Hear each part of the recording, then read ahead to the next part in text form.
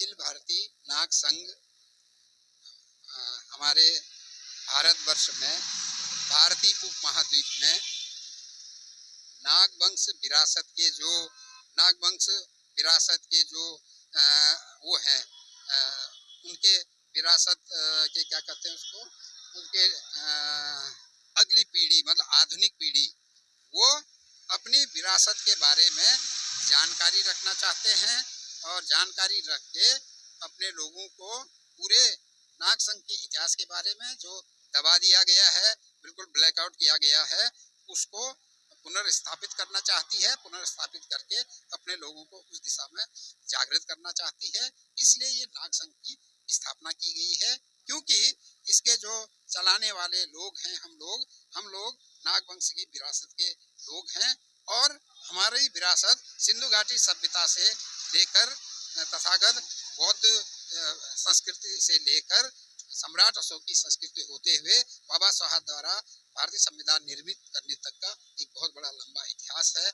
उसके अनुसार ये इस विरासत के लोग एक जमाने में बहुत ही वैभवशाली संस्कृति और सभ्यता के वाहक थे और उनके जमाने में ही भारत सोने की चिड़िया कहलाता था और भारत शिक्षा के क्षेत्र में अग्रणी था, विश्व गुरु कहलाता था और धम्म लिपि जो है वो दुनिया की इंटरनेशनल लिपि हुआ करती थी। लेकिन हमारे विचारों से, इस नाग और बौद्ध संस्कृति के विचारों से विरोध करने वाले जब वैदिक लोग बाहर से घुसपैठ किए तो उन्होंने यहाँ के सीधे साधे लोगों के साथ धोखा करके उनको काफी हानि पहुंचाई और धीरे धीरे उनको एक प्रकार से मानसिक गुलाम बना करके उन्होंने अपनी सभ्यता हमारे ऊपर ला दी है। तो नागवंश और बौद्ध वंश के लोगों की सभ्यता पूरी तरह से उन्होंने ब्लैकआउट किया हुआ है, दफन किया हुआ है। इसलिए इस वंश के जो लोग पढ़ लिख करके जानकारी मिलने लगी है, अंग्रेज अफसरों ने 19वीं शताब्दी में जब इस सभ्यता की खोज की,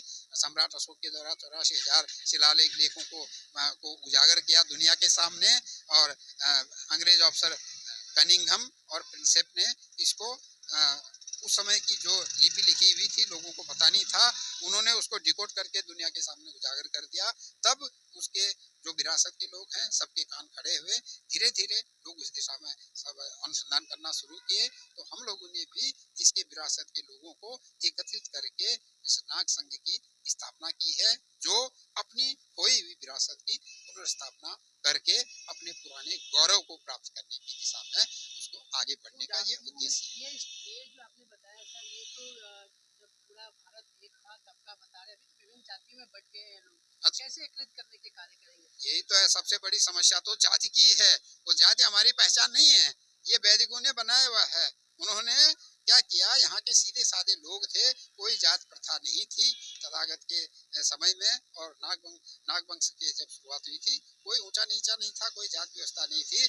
जब आक्रमणकारी वैदिकों ने आक्रमण किया तो यहाँ के लोगों को एक प्रकार से मानसिक रूप से गुलाम बनाया। तो उन्होंने क्या किया, उनको जातियों में 6,743 जातियों में बांट दिया। तो वो आपस में ही झगड़ते रहते हैं, उनको अपने पहचान का ही नहीं मालूम है। अगर हम उनको अपना पहचान, आपस में भाईचारा, उनको अपना इतिहास बताते हैं और इतिहास बताने के बाद उनको समझाते हैं कि भाई आपके साथ ऐसा हुआ है, आप वो नहीं हो जो आपको कहा जा रहा है, लेकिन आप वो हो, उस गौरवशाली विरासत के, उन्नत विरासत के आप वंशज हो, तो लोगों में चेतना जागेगी तो फिर वह जाति का लफड़ा छोड़ करके वो अपना पुराने गौरव में, भाई ठीक है हम तो नागवंशी है, हम ना चमार है, ना धोबी है, ना पासी है, हम नागवंशी है, तो जाति व्यवस्था ऐसी खत्म हो गई।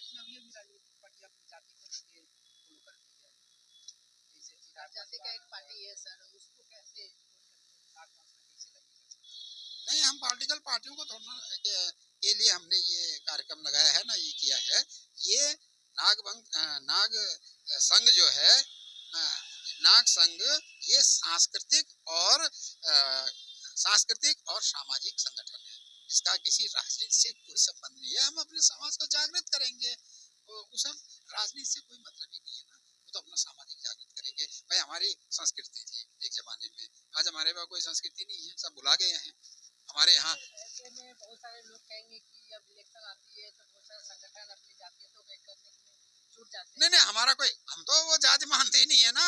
हम तो जितने भी भारतवर्ष के लोग हैं एक समय में सब नागवंशी थे, वो सब आप नागवंशी बनो भाई, आप क्योंकि नागवंश बनने से यह है कि अगर हम नागवंशी सब एक ही हो जाते हैं तो वो एक तो जाति का बैरियर खत्म होगा, दूसरा हम जो चाहेंगे वो होगा।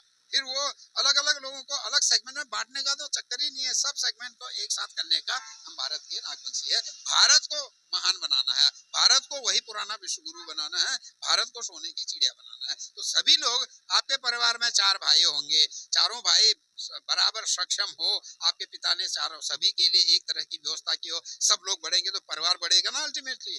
अगर एक ही बच्चा बन गया, वो घर बार को छोड़ के, माँ बाप को छोड़ के दिल्ली में मकान बना के रहने लगा तो क्या हालत होगी परिवार की। वही सिस्टम भारत में हो रहा है। जो भारत उतना प्रगति नहीं कर पा रहा है, डिस्पैरिटी देख ही रहे हैं आप कितना है, लोगों के पास क्या रोजगार है, लोगों के पास कितनी पढ़ाई लिखाई हो रही है, और कुछ ही लोगों के पास 10-15 उद्योगपतियों के पास करोड़ों अरबों रुपए रोज जो है उनकी रोज प्रगति होती है, हमारे लोगों के पास रोटी खाने को। तो अगर डिस्पैरिटी खत्म कर देंगे, हम कोई पॉलिटिकल पार्टी का वो करने वाले नहीं है, समाज अगर जागृत कर देंगे, समाज में ये भावना पैदा कर देंगे, हम उससे वो सबसे ज्यादा सबसे महत्वपूर्ण क्या है, मॉरली उन्होंने डिमोरलाइज किया हुआ है।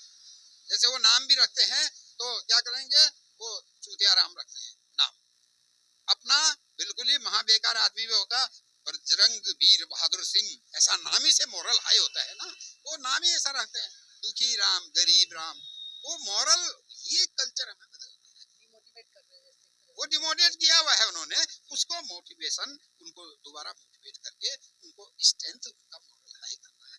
जब आप सभी लोग, अब लोग समझने लगे, हाँ यार ये तो है, हम क्यों ये बैरियर में फंसे हुए हैं, दोबारा चमार है, धोबी है, वो पासवान है, ये क्या है, हम सब भाई लोग हैं, हम देश के नागरिक हैं। देश का तो देश संपन्न तभी बनेगा ना जब सबको इक्वल अपॉर्चुनिटी होगी। अगर अडानी और अंबानी ही करोड़पति बने, बाकियों को क्या मिलेगा फिर नीचे वालों, ये है मामला। तो समाज पहले समझदार हो, समाज को हम जागृत करके लोगों में ये कहेंगे, और राजनीति का हमारा कोई मकसद नहीं है। अगर हम समाज को तैयार किए, समाज खुद ही देखेगा भाई कौन हमारे लिए ये काम कर रहा है, कौन नहीं कर रहा है, वो डिसाइड करेगा, हमारा कोई राजनीतिक एजेंडा नहीं है। परिचय देते हैं। मेरा नाम धनीराम आर्य, मैं अखिल भारतीय नाग संघ का वाइस चेयरमैन।